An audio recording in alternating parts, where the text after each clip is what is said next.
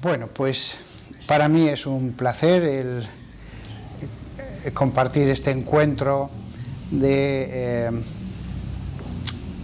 dedicado a la doctrina social de la Iglesia en esta asociación de Caridad Política Paraguay. Entonces, me gustaría más que nada que fueran preguntas y respuestas, sobre todo sobre ese tema, la política, la doctrina social de la Iglesia, la situación de los países, etc. Así que, si tienen una pregunta, directamente comienzo contestándola. Yo hago la primera pregunta, padre. ¿Qué pensás de la actuación del demonio aquí en la tierra frente al bien y frente al mal que tenemos que afrontar todos los hombres? ¿Hasta qué punto es una responsabilidad humana? ¿Hasta qué punto es una responsabilidad espiritual? ¿Y cuál es nuestra responsabilidad como personas inmersas en el mundo? Si hay algo que queda claro del Antiguo Testamento, es que la historia, los forjadores de la historia son los seres humanos, no un destino como en el que creían los griegos u otros pueblos. El futuro no está escrito ni en los astros, ni en ningún lado, aunque Dios lo conoce por estar fuera del tiempo. Pero no es que esté escrito y nosotros tengamos que obedecer ese texto escrito, no. Dios lo sabe porque está fuera del tiempo. En ese sentido está escrito, en el sentido de que Dios ya lo sabe. Es como un libro que Él ya ha leído. Pero nosotros no seguimos ningún escrito, lo vamos forjando. La historia ha sido dejada en manos de los hombres. Es verdad que en el Antiguo Testamento aparecen varias expresiones que dan a entender, como, por ejemplo, en el Éxodo, y Dios endureció el corazón del faraón. Hay alguna que otra expresión así que da a entender que Dios permite el endurecimiento de los hombres, porque si no quisiera permitirlo, Dios actuaría y ya no habría ese problema. Cada problema que hay ha sido permitido por Dios. Después, en el Nuevo Testamento, esta doctrina se vuelve a reafirmar. El libre albedrío, la libertad de los hombres, es continuamente una de las enseñanzas del Nuevo Testamento. De nuevo se vuelve a repetir lo que se dice en el Antiguo, pero Dios lo sabe todo. Pero Dios actúa, pero Dios interviene. Interviene en una historia humana. No es la historia del destino ni de los astros. Dios está fuera del tiempo, con lo cual sabe lo que va a pasar. En ese sentido está escrito. Pero, como veis, hay una visión cristiana, católica, del destino. Éramos libres, pero Dios ya lo conoce. Éramos libres, pero Dios puede frenar el mal producido por los hombres. Hay una visión católica del destino. Santo Tomás de Aquino dedica un apartado al fatum, destino, y él lo explica muy bien. En un sentido existe el destino, entendido de otra manera no existe el destino. El destino existe en cuanto que Dios ya sabe a dónde vamos a llegar, tanto personalmente como sociedad, y vamos a llegar del punto A al punto B. Pero éramos libres en cada momento. Es como una película en la que los personajes hacen lo que quieren en cada momento. Y de ahí la importancia de la historia humana. Si existe una historia personal maravillosa de conversión, de santificación, también existe lo contrario. Lo bueno es maravilloso, ver cómo se ha ido desarrollando el bien en las personas y en las sociedades. Y para acabar esta primera pregunta, Yo tuve una civilizada discusión con un muy buen teólogo de Estados Unidos hace menos de una semana, porque había escrito algunas cosas acerca de las diferencias entre el imperio inglés y el imperio español. Dos imperios, un monarca que domina grandes partes de la tierra, y sin embargo fueron totalmente distintos. Qué distintos fueron los dos imperios. En un imperio, el español, se nota la influencia del catolicismo, de la Iglesia, de los sacramentos, del magisterio. El otro imperio, aun teniendo tesoros como la palabra de Dios, faltan otros elementos que sí que estuvieron presentes en el imperio español, y el resultado es totalmente distinto. El ateo puede ver el mapamundi y decir, mira, el imperio español en este color y el imperio inglés en este color, pero cuando uno profundiza, son dos imperios radicalmente distintos, esencialmente distintos, porque uno está informado bajo la guía de la Iglesia, de su fe, con la acción de los sacramentos, etc. El otro solo tuvo la palabra de Dios y bien, una serie de pequeñas cosas más, mínimas. El resultado es totalmente distinto, a efectos de, bueno, podríamos aquí hablar de tantísimas cosas negativas que hubo. También hubo algunas positivas, pero es verdad, el imperio inglés fue un imperio muy opresor, muy bello, también hay que decirlo, tenía su belleza. Fue una cleptocracia instituida y unos sistemas de opresión también establecidos.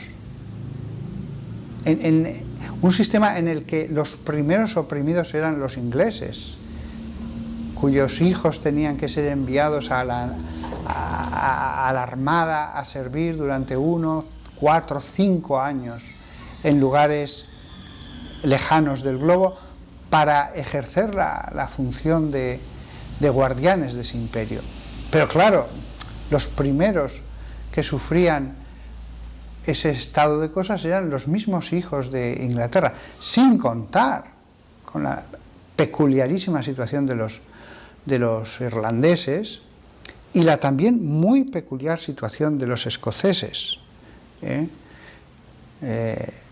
Las islas fueron las primeras que cayeron engullidas en esa avidez de territorios. No significa que los pobres ingleses fueran culpables, para nada. La misma población inglesa se vio abocada a un sistema imperial del que ellos mismos no se beneficiaban más que una clase alta. Eso es lo que nosotros, como católicos, debemos evitar. Que se establezca todo un marco de cosas en la que los beneficios revierten fundamentalmente en una pequeña porción de la población, mientras el resto de la población se ve forzada, insisto esa palabra, forzada, a luchar en guerras lejanas, a ejercer de guardianes en países que eran libres y distintos, etc. Evidentemente, los pueblos de África o la India no dijeron, son ustedes ingleses, vengan aquí y les damos todo. Evidentemente no fue así. Fue un sistema imperial en sí mismo inicuo. Eso es lo que debemos evitar todos los que tenemos una mentalidad católica, que nunca más vuelva a suceder, aunque no suceda con esa radicalidad que se podía dar en épocas más primitivas, menos evolucionadas. ¿El Imperio Español hizo eso? Sí, también lo hizo. Pero lo mismo, pero lo hizo al principio, lo hizo en el siglo XVI. Y después hubo un redireccionamiento de esas estructuras de poder por la misma Iglesia, por los teólogos. Hubo una acción de la gracia, de los sacramentos, la guía de los papas, del colegio episcopal, Y es verdad, los mismos defectos, vicios que vemos en el Imperio inglés, los encontramos en el Imperio español, los mismos. Pero allí hubo después de una etapa de pecado, hubo una dirección nueva que se imprimió a ese imperio. Y verdaderamente, aun con defectos, podría hablar larguísimamente de los defectos del Imperio español, que me los conozco, y también hubo muchos defectos, pero es verdad, hubo un cambio. Yo había tenido esta civilizada discusión con un anglosajón, que al final, él muy pro-inglés, pues pensó que sí, que esencialmente tenía razón, aunque tuviera matices a lo que yo decía. Pero cuando llegué aquí a Paraguay, pues estoy ahora mismo hospedado con una familia. Es una familia amplia, llena de hijos, de nietos. Y vi el amor que existía en esa familia. Vi la unión que había entre todos. Cuando veo otra familia no católica, en la que no van a misa, en la que no rezan el rosario, etc., pues uno dice, una familia, otra familia. No, señor, son dos situaciones totalmente distintas. Una familia regida por la fe, en la que está la acción de los sacramentos, y otra familia en la que no hay nada. Pues son dos mundos distintos. Uno dirá, pues todos igual, abuelos, padres, nietos, bisnietos. Pues no. Aquí es donde me he convencido de que no exageré, de que un imperio católico no es lo mismo que un imperio que no tiene los tesoros de la Iglesia católica.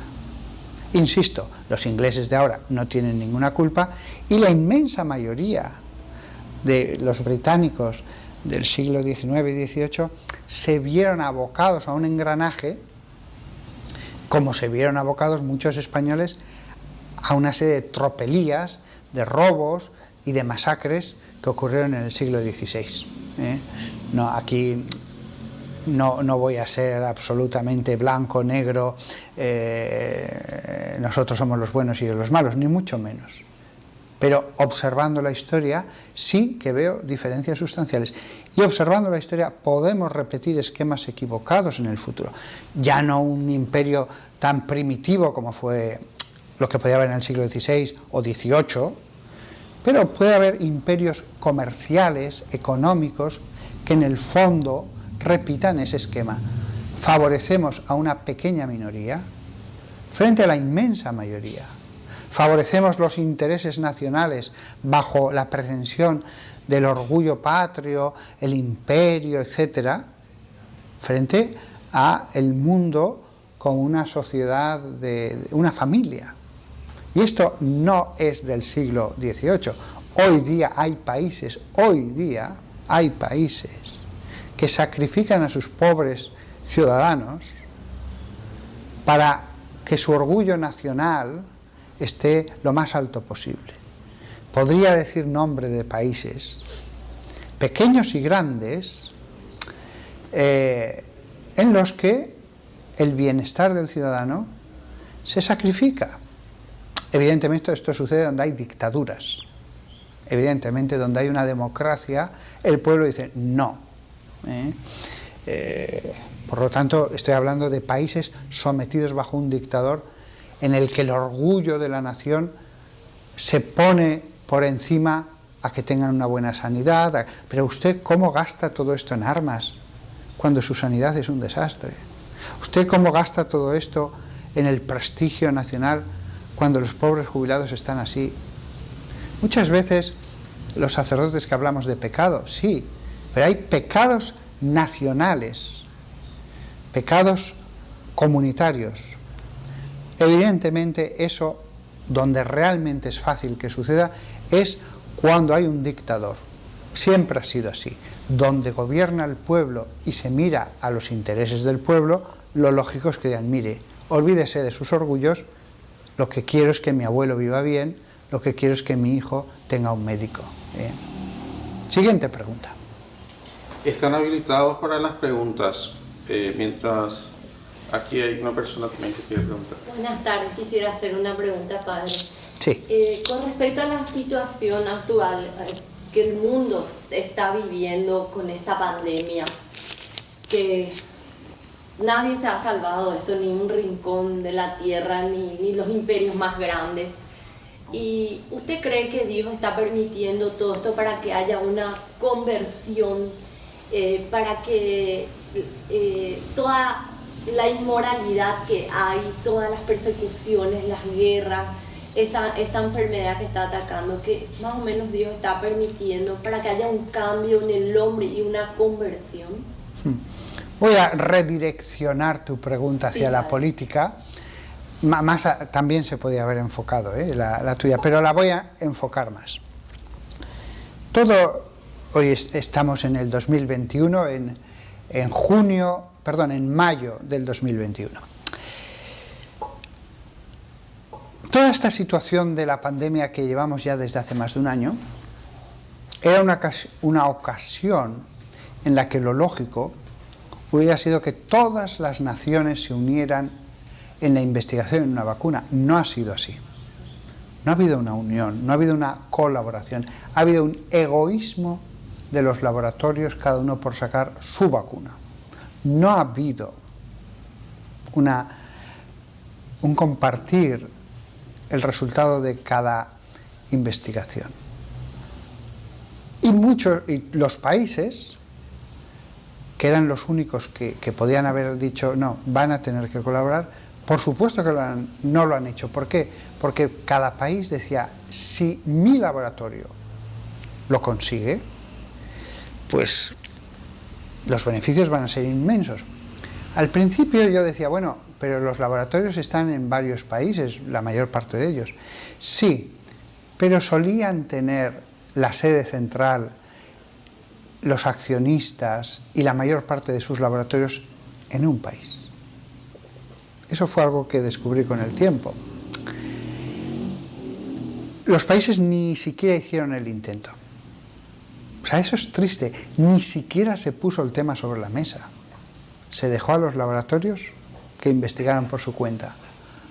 Cuando había un tema, sobre todo pienso en marzo, abril, mayo del 2020, en el que no se sabía realmente hasta qué punto iba a ser destructivo este virus para la economía, si no se controlaba, o si las reinfecciones podían continuar una y otra vez, y lo que después se vio, lesiones, problemas después de pasar la enfermedad, gravísimos.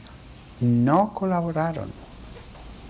Después, los laboratorios, lo lógico es que las naciones hubieran dicho, mira,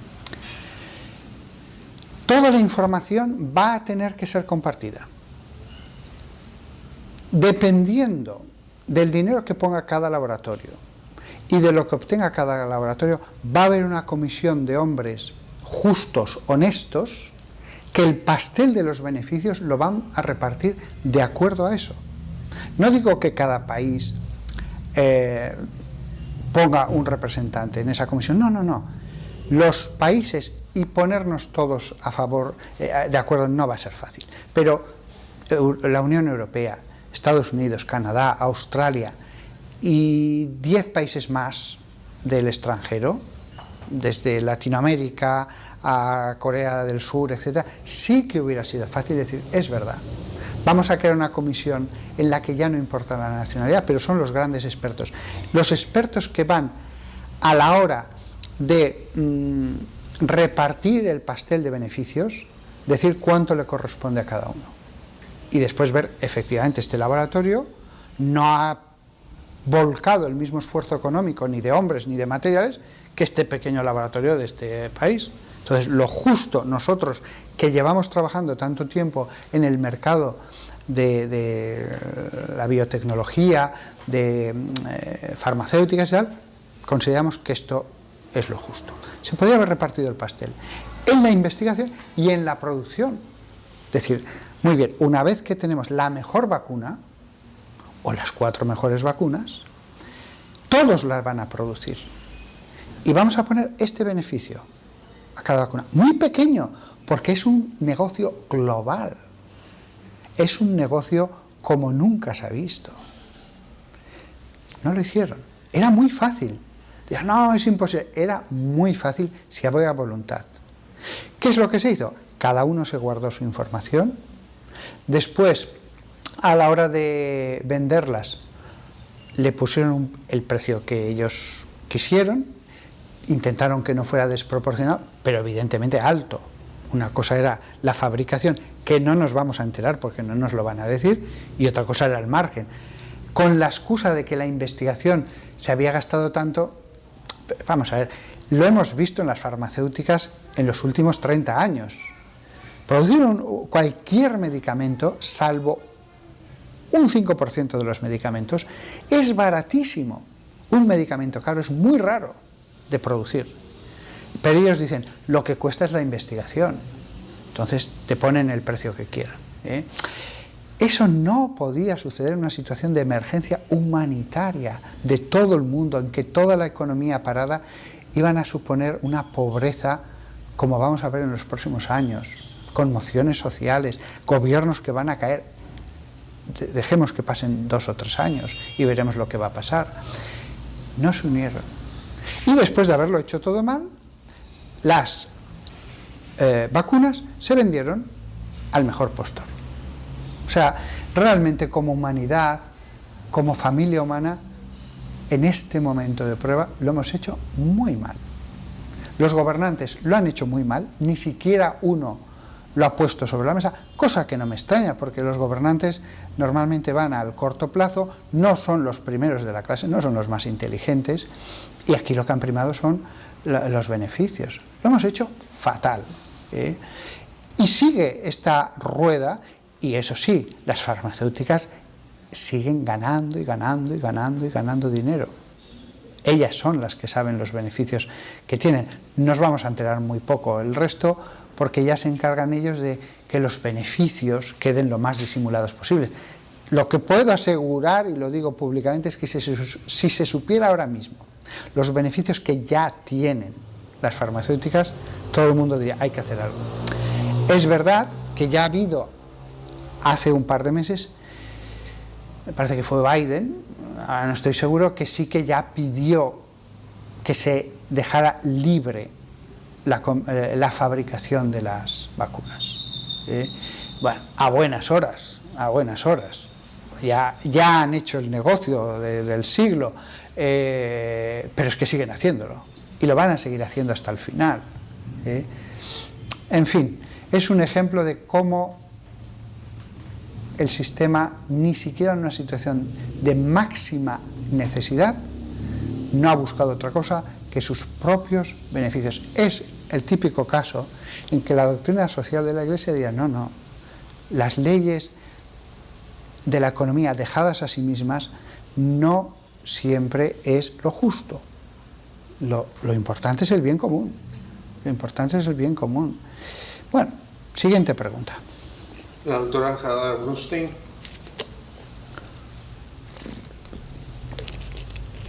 Hola, ¿qué tal, padre? Muy bien.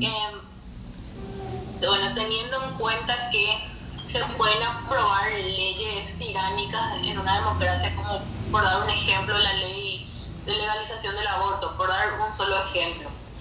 Y teniendo en cuenta que en Evangelium Vitae de Juan Pablo II lo califica como un régimen tiránico dentro de una democracia, ese tipo de aprobación de leyes. ¿Qué piensa usted de que un Estado se declare que va a seguir una moral católica en sus leyes y tanta propaganda de separación iglesia-Estado que hay en ese sentido? No, o sea, sin perder la soberanía de un Estado que pueda adherirse a una moral católica, por ejemplo, no piensa que podría solucionarse muchos problemas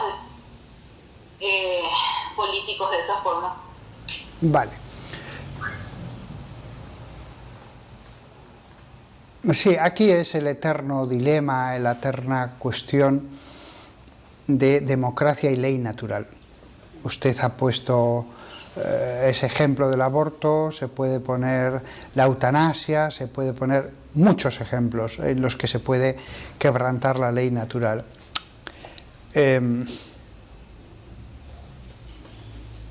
Como ha dicho algún politólogo, durante el siglo XVIII los reinos fueron aprendiendo cómo limitar el poder de los reyes. En nuestra época debemos aprender cuáles son los límites de una mayoría en el Congreso. Debemos hacer entender que un Congreso, un Parlamento, no tiene las manos libres, que hay una ley natural. Lo que pasa es que a estas alturas, 2021, nosotros los católicos debemos defender la ley natural, lo que está bien y lo que está mal, a sabiendas de que otros no van a estar de acuerdo con nuestra forma de ver lo que está bien y lo que está mal. En eso tenemos que ser un poco comprensivos. O sea, el aborto puede ser algo espantoso y tantas otras cosas pueden ser espantosas, pero hay que entender que hoy por hoy, 2021, porque yo espero que el futuro cada vez va a ser más aberrante, cada vez el ataque a la ley natural va a ser más descarado, más espantoso, y vamos a ver todo tipo de aberraciones, pero a día de hoy tenemos que ejercitar una cierta comprensión con los que no piensan como nosotros, ¿eh? Lo cual no significa que la ley natural sea relativa, no, yo estoy seguro de que el bien y el mal son objetivos y que tenemos un campo común ético para llegar a lo adecuado, incluso con los ateos. Pero tenemos que ser comprensivos con los que no piensan como nosotros. En ese sentido, a veces hay descalificaciones y juicios y opiniones por parte de los católicos que me parecen excesivos. O sea, hay que contar con la buena voluntad de los demás, ¿eh? Por ejemplo, en la eutanasia. Sin embargo, esta cada vez conculcación más abierta de la ley natural llevará a cosas en las que al final va a ser verdaderamente un paganismo beligerante contra el cristianismo. Al final la Iglesia va a ser la defensora de la ley natural con el odio de los paganos. Pero hoy por hoy, en general, con ya reservas, debemos hacer ese esfuerzo. Una cosa es la inmutabilidad de la ley natural y otra cosa es tratar de comprender al que no piensa como nosotros. Pienso que a veces los católicos también hemos llegado a preferir a un candidato que, por ejemplo, pues esté contra el aborto, aunque sea no el más adecuado, frente a otro gobernante que es más adecuado. Eso plantea una cuestión moral muy interesante. Como norma general, yo siempre votaré al que esté contra el aborto. Ahora bien, puede darse, y en alguna ocasión se ha dado, pues algún candidato que realmente no era apto para gobernar, por más que se manifestara católico o cristiano, o al menos defensor de provida. También los cristianos tenemos que tener cuidado de no ser instrumentalizados por cualquier candidato absolutamente inadecuado para un puesto y que decide jugar la baza de provida. Allí a veces el juicio no es fácil y mi consejo es estar atentos a lo que digan los obispos, lo primero de todo, y después, si los obispos no dicen nada, que será lo normal, lo que dicen los sacerdotes, los teólogos, los moralistas, más de juicio más seguro. Pero es cierto que se puede dar una cierta perplejidad a quién votar si se diera ese extremo, y alguna vez se ha dado. No siempre un candidato católico va a ser el mejor gobernante, y yo no tendría ningún problema en votar a un gobernante evangélico si pienso que va a ser mejor gobernante que uno católico. ¿eh? No tendría ningún problema. Incluso un hombre de buena voluntad, recto, bueno, pero que sea ateo, si considero que es mejor gobernante que el católico, pues votaré al que crea más adecuado. El tema pro vida, claro, crea un problema, y es que el aborto es algo tan importante que ya por sistema yo votaré al que defienda la vida. Pero no es un absoluto, no es un absoluto. Ni por supuesto la religión del presidente o de un partido.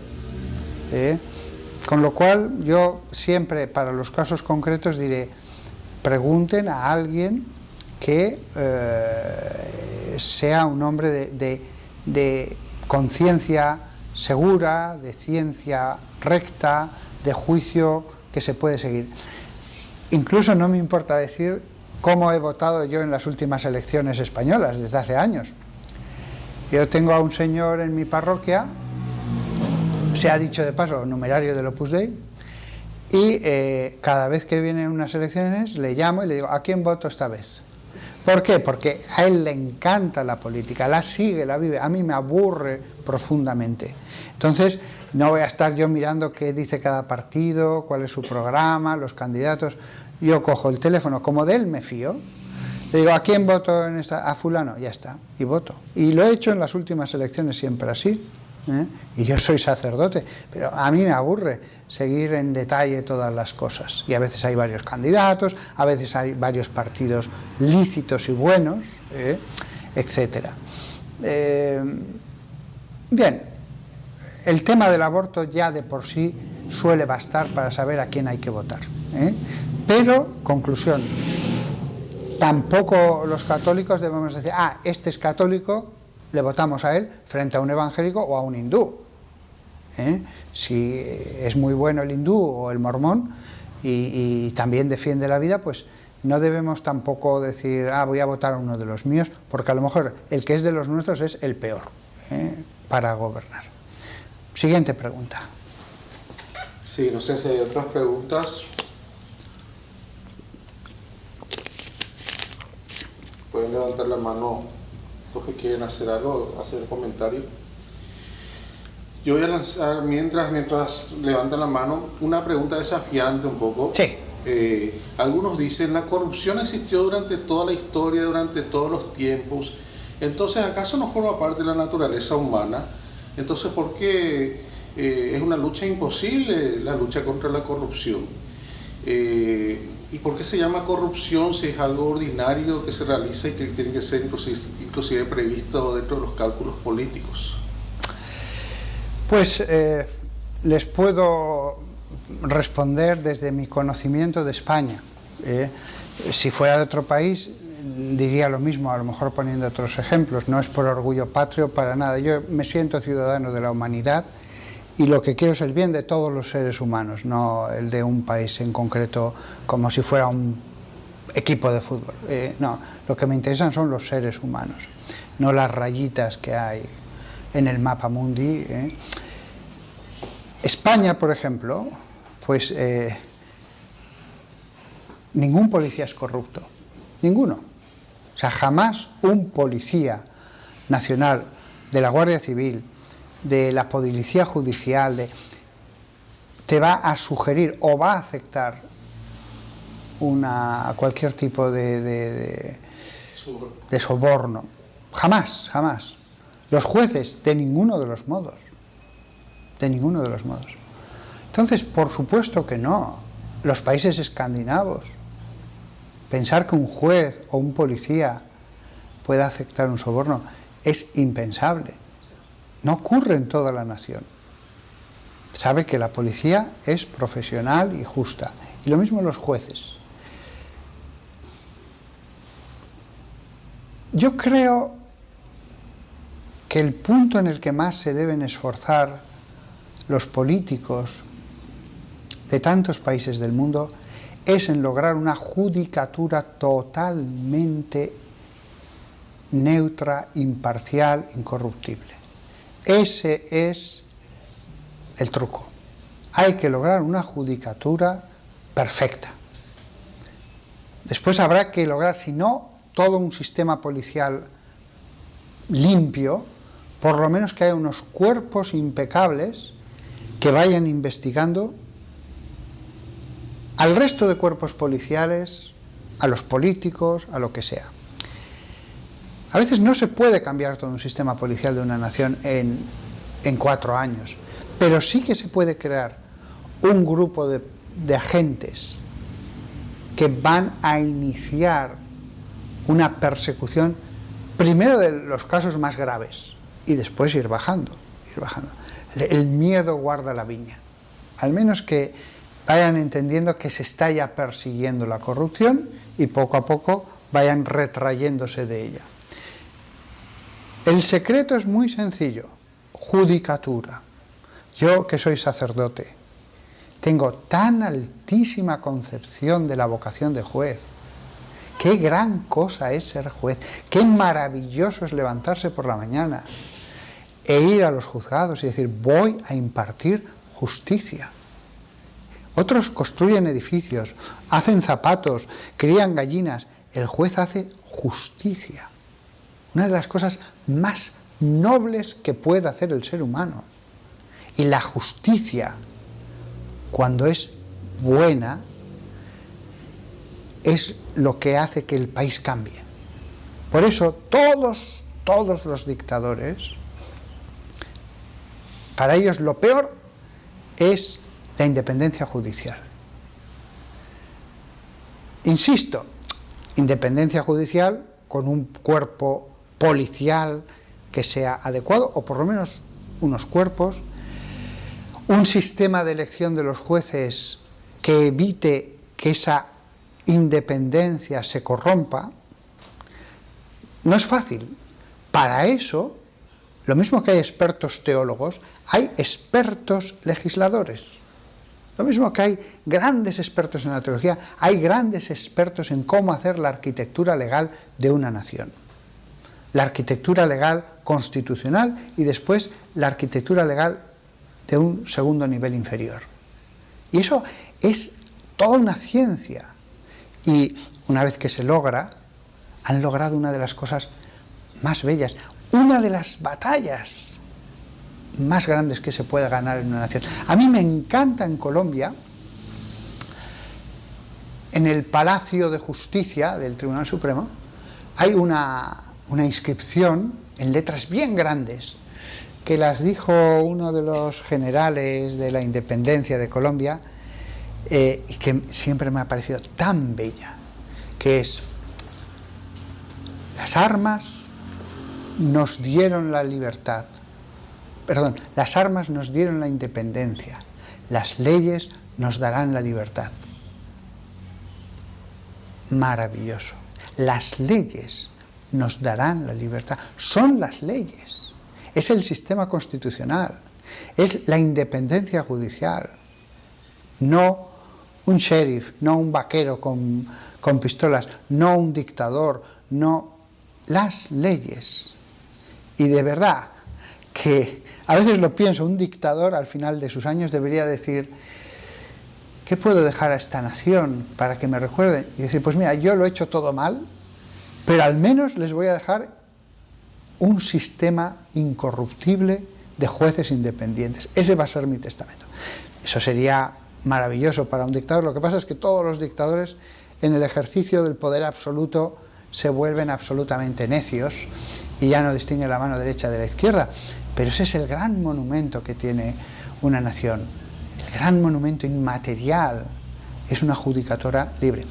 Para eso, es verdad, se necesitan unas leyes que protejan esa judicatura. Montesquieu no se está aplicando en el siglo XXI. La idea de los 3 poderes independientes no se está aplicando.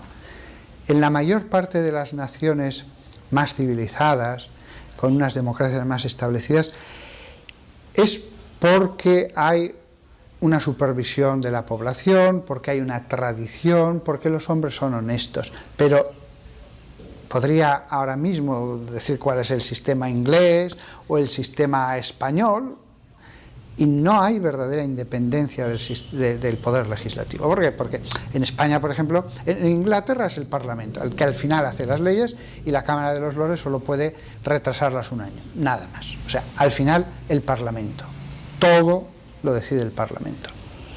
Si hubiera un partido fascista que arrasara pues podría hacer las leyes que quisiera. En España, el partido que gobierna el Congreso suele también gobernar en el Senado, con lo cual no hay realmente un control. En otras democracias muy buenas, si los dos partidos dominan Congreso y Senado, no hay verdadera oposición. Pero si son partidos distintos, lo que se dedican es a oponerse, a hacerse la guerra. En el siglo XXI hay que buscar un sistema en el que el poder legislativo sea independiente. No lo hemos logrado, le estamos mintiendo a la población. No tenemos en la mayor parte de las naciones sistemas legislativos independientes.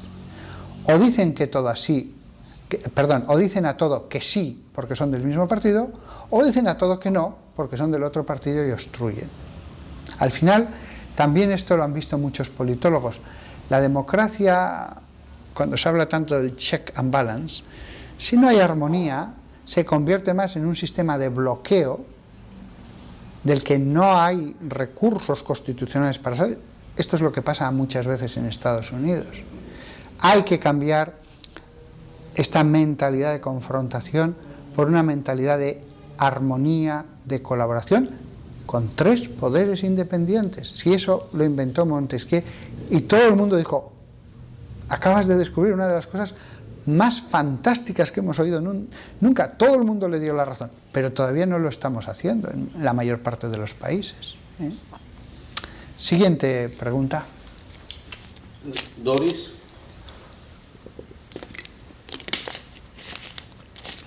El sonido. Padre, buenas tardes. Muy buenas tardes. Padre, ¿cómo está? Pues muy bien. Padre, escuchando su reflexión, ¿verdad? Iba pensando, ¿qué hacemos nosotros los católicos que estamos en ejercicio, ¿verdad? De defender la vida, familia, porque este es un ambiente donde estamos varios acá también? Entonces, ¿qué hacemos cuando las estructuras de poder, ¿verdad? La estructura política, te hablo de justicia, ¿verdad? Todo eso ya está al servicio del mal. Cuando, por ejemplo, la familia y dentro de la estructura de familia, otra vez los niños, ¿verdad? Las leyes están al servicio de un ataque frontal, ¿verdad? A lo que es la familia, por ejemplo. ¿Qué hacemos? O sea, ¿qué actitud tomamos nosotros? Usted habló de elegir buenos gobernantes pro familia, pero ¿cómo lo hacemos nosotros, ¿verdad? ¿Y cuál sería tu consejo, ¿verdad? ¿Qué hacemos? Pareciera ser que perdemos la batalla hace mucho tiempo. Entonces, pareciera ser que el mal nos susurra al oído. No hagan nada porque yo ya vencí. Entonces, esto es un poco siempre el dilema cuando yo me voy por las noches y me acuesto, ¿verdad? Cuando hago tarea social o de trabajo con los amigos, entonces digo, bueno, Señor, te entrego. Se renueva la fe y la esperanza, pero estructuralmente pareciera que el mal nos ganó, Padre, ¿verdad? Como veo que ya llevamos mucho rato, respondo a esta pregunta y una más y daremos por acabado este encuentro porque tampoco quiero cansaros, aquí. No, supongo. No, Padre, por favor. Bueno, vamos a ver. La teoría que existía en los años 70 en una sociedad mucho más cristiana era que en todos los partidos haya buenos católicos que sean la sal y que transformen la política. Lo que pasa es que en una situación de gran secularización y gran hostilidad a la Iglesia y a los valores cristianos, como la que vivimos en este momento del siglo XXI, hay que ser realistas. Hoy día esa sal se diluye totalmente y no llega a nada concreto. porque ya el nivel es demasiado pequeño en la mayor parte de los países. El nivel de buenos católicos es tan pequeño que no se logra una masa crítica para cambiar nada. Entonces hay que ser realistas, y en muchos países, no digo todos, pero los países que conozco del entorno de España, hay que plantearse seriamente crear partidos enteramente católicos o cristianos en general, pero que sean macizos, que sean de hierro, que digamos, mira, vamos a tener pocos votos a lo mejor, pero esta es la opción, este es el camino. Poco o mucho, pero este es un partido que vale la pena apoyar.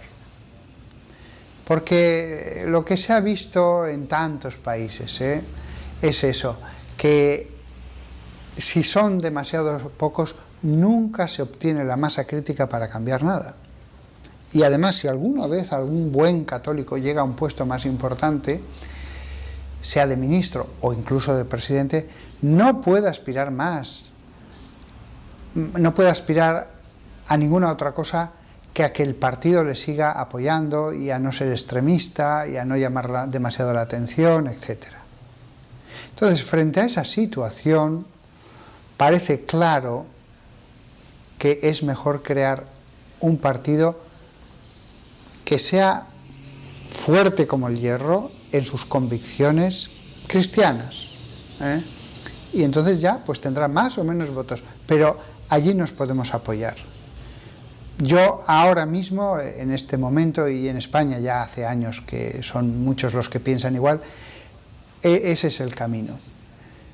Pero claro, crear un partido político cuesta mucho tiempo, dinero. Hoy por hoy en España no se ha logrado una cosa así perfecta. O sea, lo que hay que crear es un partido perfecto. Cuando un partido intenta ganar el voto católico, pero ya los mismos líderes pues no son muy buenos católicos, y ya en el programa hacen todo tipo de cesiones para no perder votos, cuando lleguen al poder todavía harán más cesiones, y al final de todo aquel ideal, ¿qué queda? Entonces, yo pienso eso. En España no se ha logrado crear, aunque tenga solo un diputado, que digas, mira, este es perfecto. Y el problema con los otros es ese, que si ya en el campo del programa hay tantas cesiones, cuando lleguen al poder, muchas más.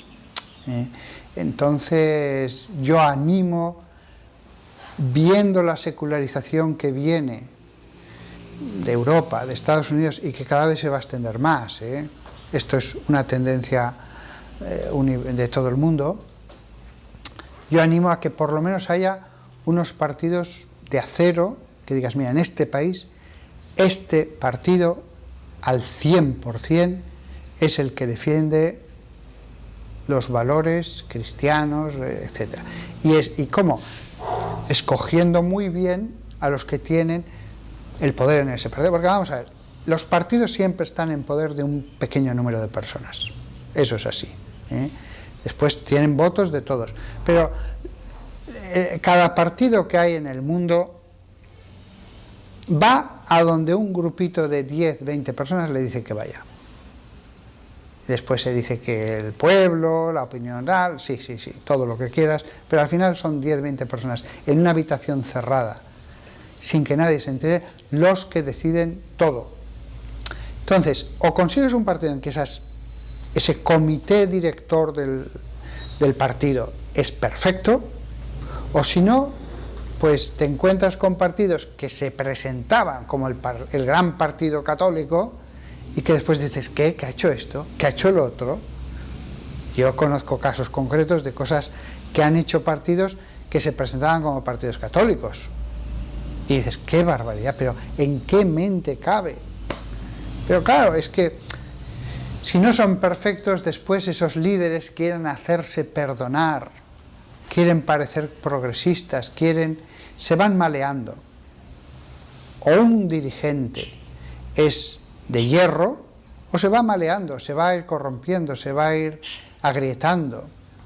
Y aquí no necesitamos solo un líder, necesitamos un partido que esté en manos férreamente de católicos dispuestos a hacer como los macabeos, que no busquen los votos, que lo que busquen sea ser la voz de Dios, del cristianismo en la sociedad.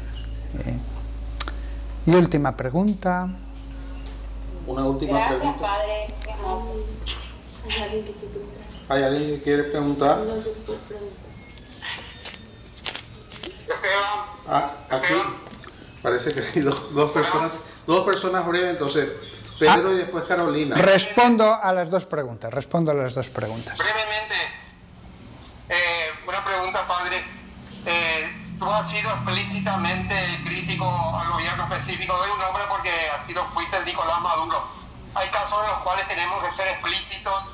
Si vemos, por ejemplo, que alguien está obrando y que todas sus acciones van en contra explícitamente de la dignidad humana. Nada más eso. Gracias, padre. Sí, totalmente de acuerdo.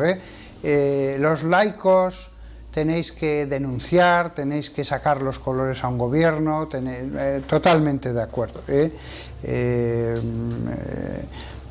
Yo además pienso que nosotros, el clero, debemos decir la verdad del Evangelio pura. Y ya después los laicos sois los que tenéis que concretar, los que tenéis que decir esto no, esto sí, etcétera. Además, por muy católico que sea un presidente, vosotros tenéis que criticarle. O sea, aquí no debe haber espíritu corporativo de no, si un candidato católico y cristiano lo hace mal, hay que decírselo, hay que criticarle y hay que retirarle el apoyo tan pronto como lo haga mal. El tema del aborto es el esencial. El aborto normalmente, casi siempre, ya basta para saber si puedo o no puedo votar a alguien. Eso es verdad. Pero es cierto que, por ejemplo, un candidato católico en España hoy día no puede quitar el aborto. Eso es un hecho. Hoy día un presidente católico no puede quitar el aborto porque la mayoría de la población es tan arrasadora a favor del aborto que no lo iban a permitir. Entonces, la situación ya está tan maleada que un presidente tiene que plantar batalla ya en otros campos. Pero hay campos que ahora mismo están perdidos. Si se consolidará un partido, si se va cambiando la opinión pública, etcétera, se podría revertir. Pero ser un candidato católico no significa como un carnero darse un golpe contra una pared, no. Yo mismo le diría, Cepillo, sé astuto, no empieces batallas que vas a perder, solo emprende las batallas que hay posibilidad de ganarlas. Porque lo que nos interesa es ganar, es cambiar la sociedad, no el hacer discursos y cosas que no sirven para nada. Lo que nos interesa es cambiar la sociedad. Si una batalla está perdida, déjala, ve a otra, cuando estés en el poder. Otra cosa es cuando todavía no estás en el poder que quieras denunciar.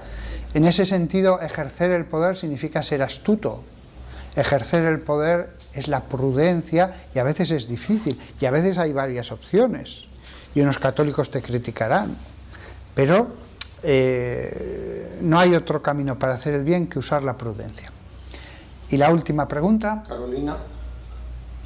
Buenas tardes, padre, un gusto escucharle. Bueno, yo tengo en realidad una consulta sobre el tema de la identidad, porque quizás por influencia de la teología de la liberación acá en Latinoamérica, no sé, por otras influencias, el tema de la identidad católica, hay gente que piensa que es más católico que la jerarquía o que el magisterio y que está llevando adelante, incluso espera del Papa, por ejemplo. Yo suelo escuchar y trabajo en un medio de prensa que dicen, no, él está haciendo el proceso, el progresismo de a poco porque él va a cambiar, ¿verdad? Entonces la identidad misma se diluye. Y después una muy de cara dura, yo quisiera saber, padre, ¿a usted qué le hace sufrir? porque yo creo que para quererle más quisiera saber qué le preocupa a usted. Si son las mismas preocupaciones que nosotros le estamos manifestando o qué le preocupa a usted. Y una oración especial por todo. Gracias. Muy bien. Bueno, sobre el tema de los laicos y el clero, El clero se puede equivocar como cualquier otro ser humano. La fe no, la fe es una. La fe es una. Los dogmas están allí, la palabra de Dios permanece. Pero el clero se puede equivocar. Si un sacerdote da un consejo a un político, puede equivocarse el sacerdote. Esto ha pasado a veces, que un obispo ha dado un consejo a un presidente o a un ministro, y el presidente o el ministro con toda obediencia filial le ha dicho: mire, lo siento, pero no estoy de acuerdo. En privado. Es decir, no, la idea de que el clero, por ser clero, ya siempre tiene razón, no es verdad. Lo lógico es que el clero, haciendo oración, estando cerca de Jesús, dé bien sus guías espirituales, y que por lo tanto los laicos, las ovejas del rebaño, puedan tener una guía segura, buena, en el sacerdote, en el obispo o en el papa. Eso es lo lógico, es lo natural. Pero no siempre. Entonces, a la pregunta que has hecho, vale para todos los niveles. Evidentemente, cuando lo que reflejamos es la fe de la Iglesia, no. La fe de la Iglesia es una. A veces un laico no está de acuerdo con algo que dices y tú intentas hacerle entender que ni siquiera yo mismo me he inventado la moral católica, que yo mismo no he decidido nada. Yo he profundizado como discípulo, he meditado, he llevado a la oración las cosas y después de mucho tiempo las he visto. Lo normal es que las ovejas sigan al pastor. El pastor hablará de moral, de fe, dogmas, etc. Pero los laicos a veces pueden tener razón frente al que debería tener razón. Esto es una cosa muy interesante. Yo he tenido no pocos problemas, sobre todo uno bastante gordo, porque yo se lo he dicho durante años a distintas personas: tener un director espiritual no significa que tú tienes voto de obediencia al director espiritual. El guía espiritual, director espiritual, padre espiritual, como lo quieras llamar, te aconseja, te guía. Es alguien al que vas buscando una guía en el campo del espíritu. Pero si tú con toda honestidad dices: mire, no, yo en vez de rezar el rosario quiero dedicar 15 minutos a leer la Biblia. No, a mí lo que me gusta es rezar el oficio divino, el breviario. Y usted me dice que no puedo porque soy un laico y no me clericalice. Pues lo siento mucho, yo quiero rezar el breviario. Pues uno debe seguir, después de escuchar el consejo, lo que crea que debe hacer. En el caso del breviario o de la Biblia es muy sencillo, pero a veces un presidente de gobierno, un ministro, con toda honestidad puede decir: pues creo que debo hacer esto. La mayor parte de las veces en que haya un conflicto entre el guía espiritual y el laico, pues si el laico tiene poca vida espiritual, pasa poco tiempo ante el sagrario, sabe poca teología y menos moral, pues se va a equivocar el laico, es lo normal que va a pasar. Pero no siempre, no siempre. Entonces, la labor del clero es grandísima, es grandiosa. Estamos llamados a ejercer la labor de los sacerdotes del Antiguo Testamento, de los profetas, de los rabinos, pero la independencia también de los laicos. Esto no es relativismo en moral, La moral es objetiva.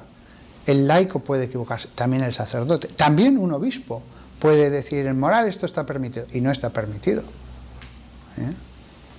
Entonces, lo que es interesante es que por voluntad de Cristo el clero ejerce una guía, y sobre todo los obispos son los intérpretes autorizados de la fe.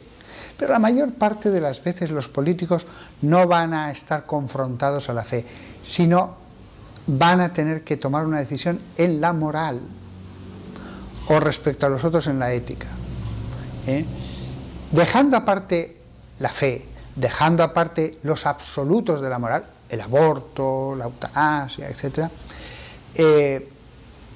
Bien, hay una independencia de los laicos, una autonomía de los laicos, una justa independencia. Justa, puede haber una injusta independencia. Hay una justa autonomía de los laicos. Hay una relación, pero es una relación insana si el guía espiritual cree que le tiene que obedecer el laico porque él es el experto. Y yo así se lo he dicho muy claramente a distintas personas a lo largo de los años. Si usted cree que debe no hacer esto, pues no lo haga. Pongo otro ejemplo. Ay, es que es tan bueno el padre tal, capuchino, pero no me deja ir al Opus Dei. Yo no soy del Opus Dei, para nada soy del Opus Dei. Pero si usted cree que debe ir al Opus Dei, vaya al Opus Dei.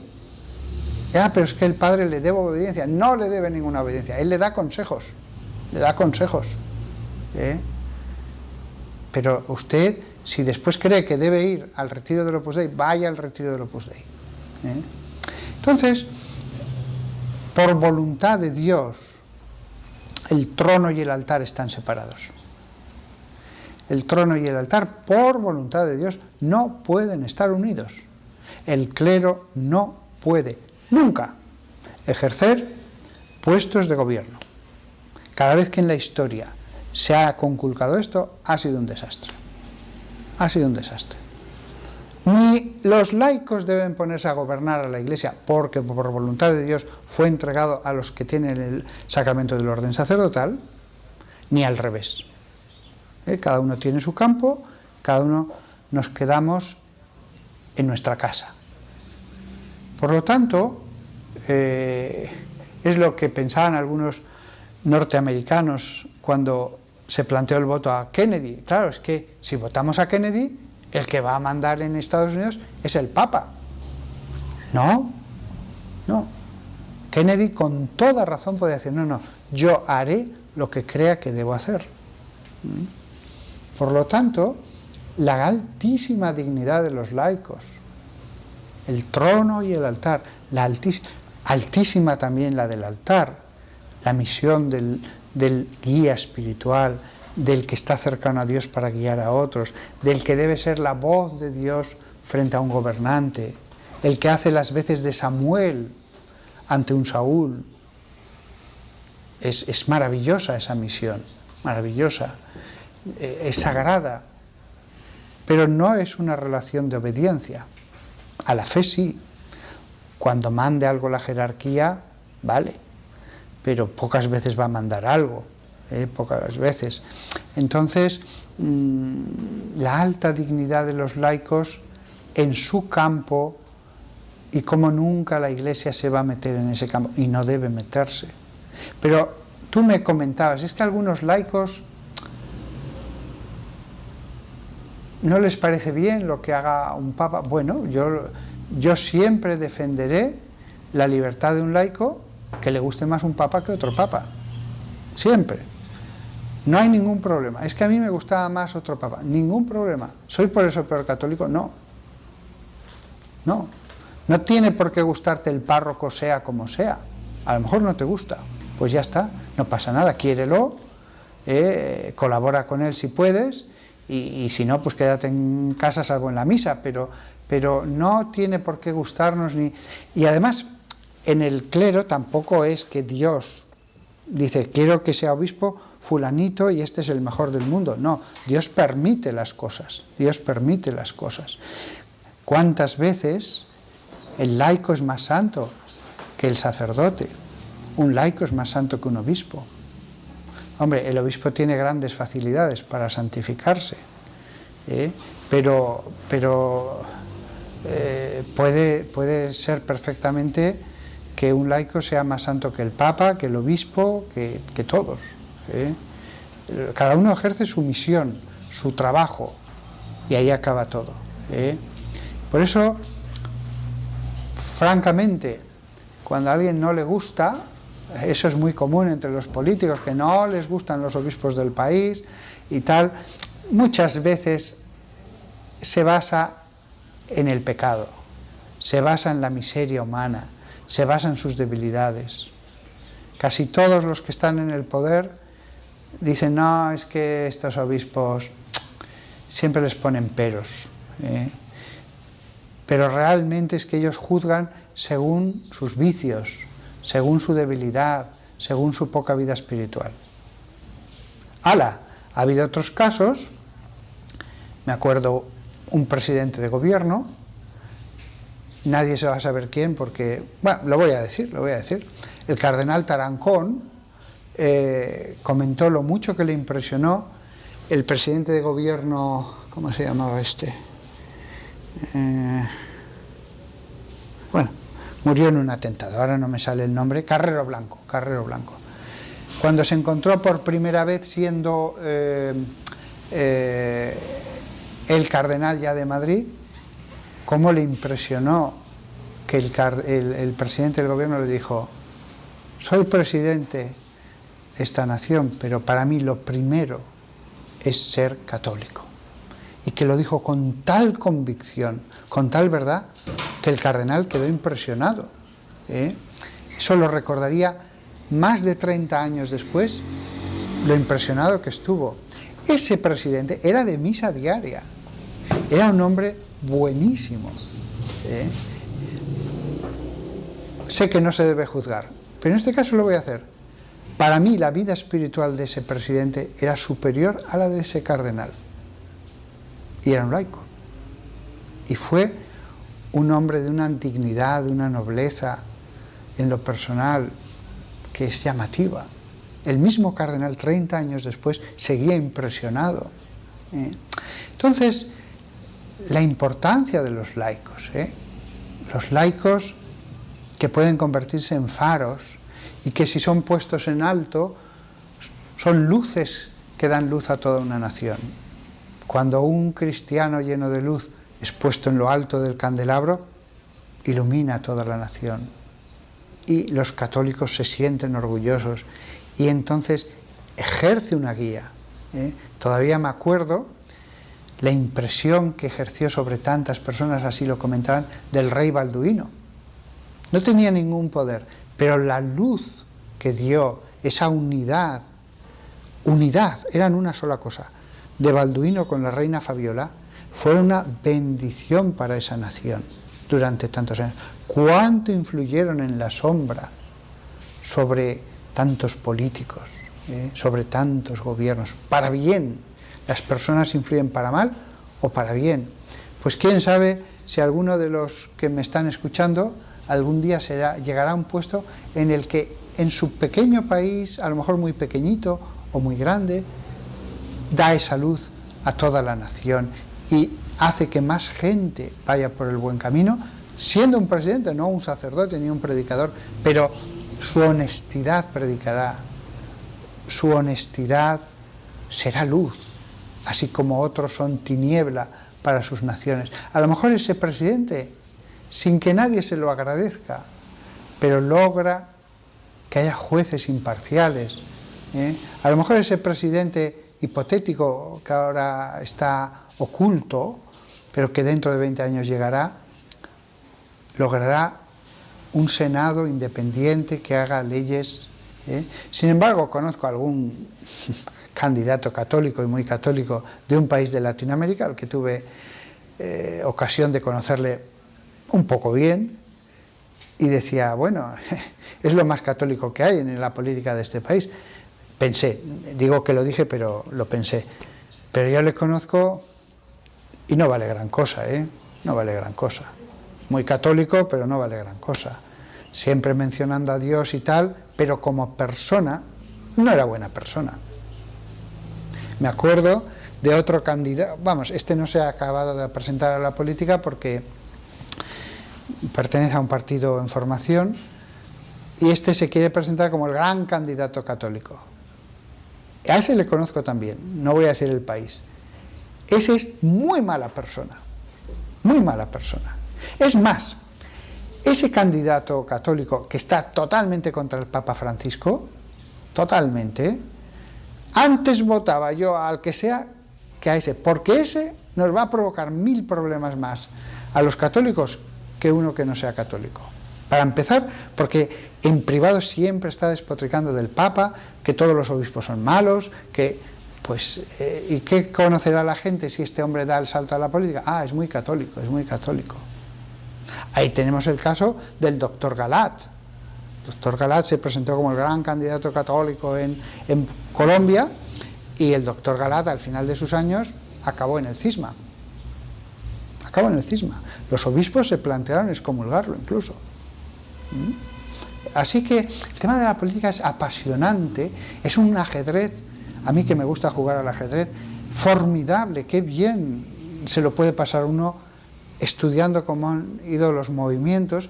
Lo que pasa es que así como en el ajedrez solo nos lo pasamos bien, en este ajedrez nos jugamos el aborto, la independencia de los jueces, que la riqueza se distribuya, el que haya empresas que hagan daño a la salud de las personas o alguien les ponga coto, que la riqueza se distribuya, se redistribuya por la sociedad. O sea, son tantas las cosas que están en juego en este ajedrez, y vosotros, piezas católicas, pues os movéis en ese tablero, y podéis hacer un gran bien, como otros harán un gran mal, y otras piezas que parecían muy católicas al final son bastante malas, todo hay que decirlo.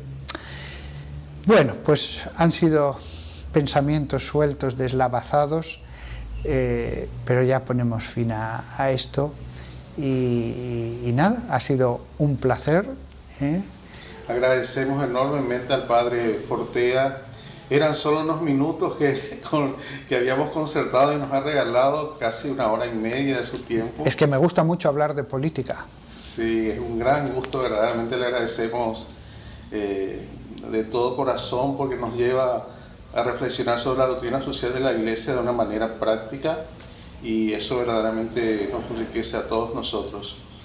Le pedimos un momento de oración también por el país, también por España, y por las vocaciones particulares y la misión que tenemos todos nosotros que participamos de esto en nuestro tiempo concreto. Os doy una bendición a todos vosotros. Señor Dios Todopoderoso, bendice a todos los que ahora mismo me están escuchando. Pon a los ángeles que les protejan, ayúdales. Señor, guíalos por el camino bueno. Virgen María, pon tu manto sobre ellos. Y la bendición de Dios Todopoderoso, Padre, Hijo y Espíritu Santo, descienda sobre vosotros.